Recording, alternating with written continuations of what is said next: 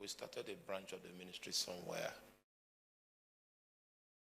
And because the pastor of that branch happens to be my friend for many years before the issue of pastoring our branch in the city in which he dwells came up.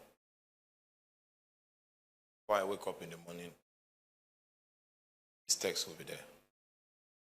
I wanted to clear his doubts one day, and I told him, "Are you called?" Just a few questions in the questionnaire. Are you convinced you are called? Yes. Okay. It is through your calling that your sustenance, your establishment, everything will come from. And because you are my friend, will not make me make allocation for you much. No one made for me. It was my calling. So wake up. So the text messages have stopped now. His eyes were in the wrong place, not on the calling.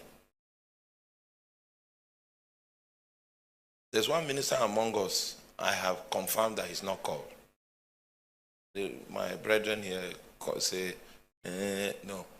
Based on my own, the tools I got from my own training, I have confirmed he's not called. Because if you are called, the calling will speak. If you apply yourself to service. Are you with me? Thinking that someone will support your way through life in ministry is a fallacy. It's a proof that you are not called. Because if you are called, your calling, you will go back to the one that called you, and he will do great things. Your calling has potential to produce results. But destiny will not come as results to you. It will come as opportunities to serve. It is in service you will now discover greatness. So the person I confirmed that he is not called, he didn't serve. We gave him the opportunity to serve, and he didn't serve. There's no opportunity again for him. Are you with me? Because it's a waste of time. If we would have committed that resource to a younger minister here, we would have had results of souls, of men that are established. But we cannot trace any profit, any benefit to the support we give him. In my own opinion, there is no calling. I may be wrong, but that is the template they gave us, and we use it till today. It's still working. When you find a man that is looking for a name, looking for sympathy, looking for convenience, not going far. Hallelujah. Not going. The house I'm staying today, I had the resources to build something 4 times bigger. But every point in my life, I live 4 steps below my capacity. The reason is so that I can have huge allowance to spontaneously respond to needs that I see in people and in the work of God. And I operated that way until it became a lifestyle. Right? You are not even expecting any feedback. And the Lord now says, go here. We were not expecting it. Don't look for pleasure. You are young. Don't look for comfort, for convenience. And don't let your eyes not be set on people, that people will help you. Focus on God. Even Nigeria, the government of Nigeria can't help anybody. The government needs help, needs prayer. Nigeria needs prayer. Somebody came to me today and said, thinking of doing masters. You have not checked Nigeria properly. You need to be thinking of getting a skill, something you can do. Something you can. What can you do?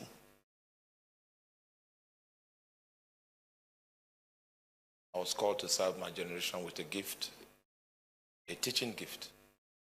There's nothing you do that I will stop doing it.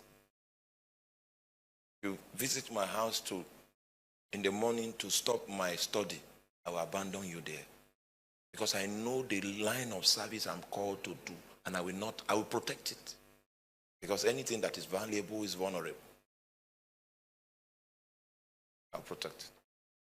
If you know what God has called you to do, in that thing there is greatness, but God will not show you how. You will serve your way into it. I knew Tony when he was on campus, studying our accounting. I knew him. When we were in school, you were still in primary school now. So when I started work here at the depot, I knew him was on campus. But he was a serious young man.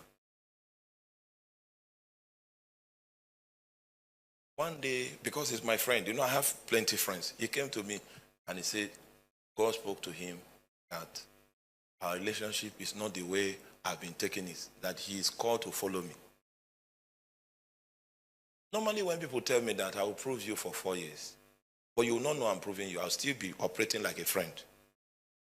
It will be now, if God has spoken to you, you are the one to put that relationship in perspective. He passed the test. So I knew you have a destiny under the cloud that God has given. Meanwhile, he saw me as a great leader when people could not see me. So I will never despise him. You understand that? What he came into was service. Those of you that came in for Bible school, you see the way we run. Like crankshaft. There's no way you can operate like this and you will not be stronger than nations. So the training I gave the people that have been consistent, unknown to them, they are stronger than nations, these men. The ones that are not consistent, I will also dance with you. We'll dance. Because you have not discerned why you came. I will help you. You will dance. When you are old, you will know that. Wasted your time. You may be seated.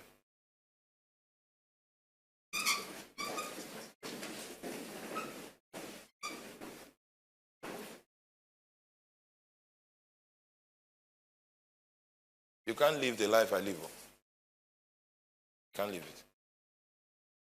You will fall sick.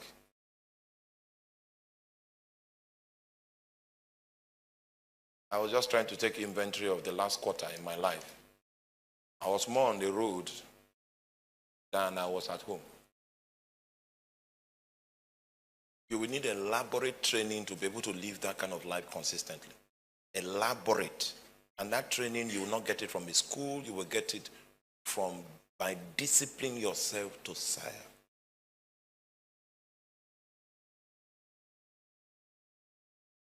By disciplining yourself to serve. Turn your Bible to the book of John chapter 12.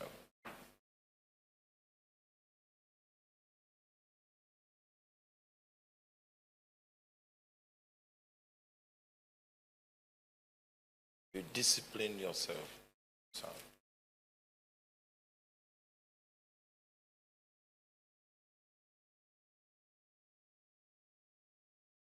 the pastor came to me and said, "Oh, from the visions he's seen, me and him are going in the same direction. That's why he came." That's not how I make friends, not by visions. Because that vision you saw, if God doesn't show me, it's a lie. I've accepted people like that before that caused damage in my life. So right now, I Allow God to speak.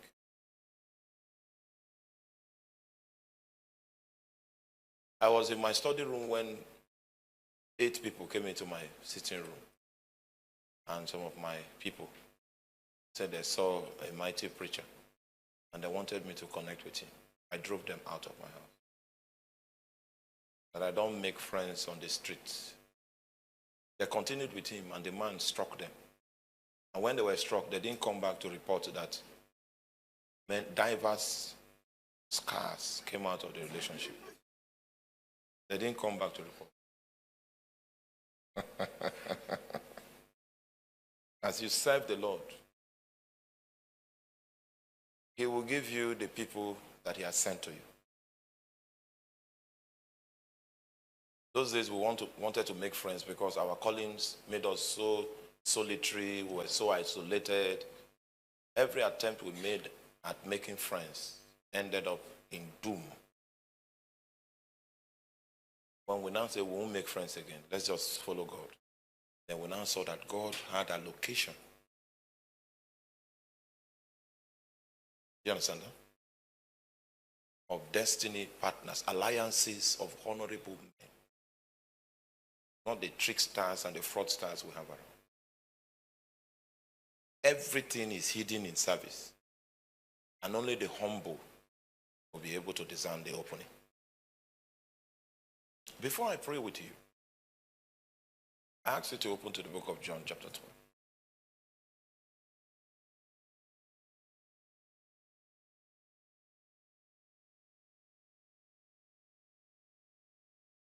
We go for missions in other nations and we come back and we are burdened with the things we found in many nations. And when we come back home, we see people that cannot handle local problems. Are you with me? Then they bring issues. I'm under the weight of heavy things that I can't share with anybody. Only a few people. Then we come back, still trying to manage.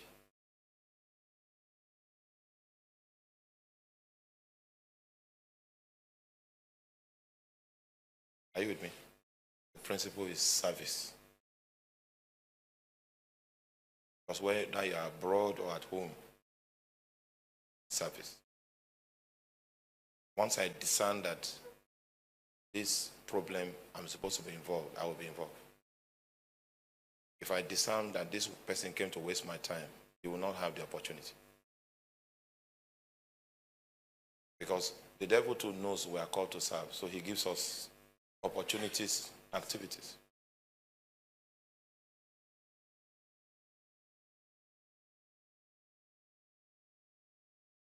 There's greatness in service. And if you don't have any record of service, God will not open up fresh responsibility.